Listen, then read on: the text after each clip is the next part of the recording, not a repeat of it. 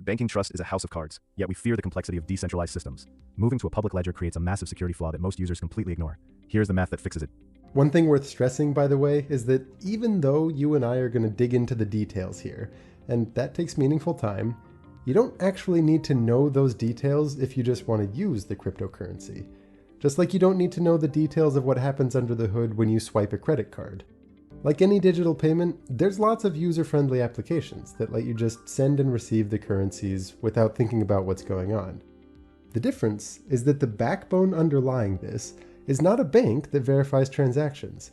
Instead, it's a clever system of decentralized trustless verification based on some of the math born in cryptography.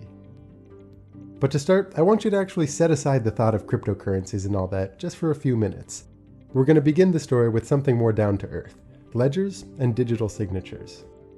If you and your friends exchange money pretty frequently, paying your share of the dinner bill and such, it can be inconvenient to exchange cash all the time.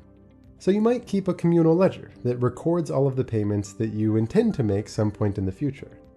Alice pays Bob $20, Bob pays Charlie $40, things like that. This ledger is going to be something public and accessible to everyone, like a website where anyone can go and just add new lines. And let's say that at the end of every month, you all get together, look at the list of transactions, and settle up. If you spent more than you received, you put that money in the pot, and if you received more than you spent, you take that money out. So the protocol for being part of this very simple system might look like this. Anyone can add lines to the ledger, and at the end of every month, you all get together and settle up. Now, one problem with a public ledger like this is that anyone can add a line. So what's to prevent Bob from going and writing Alice pays Bob $100 without Alice approving? How are we supposed to trust that all of these transactions are what the sender meant them to be?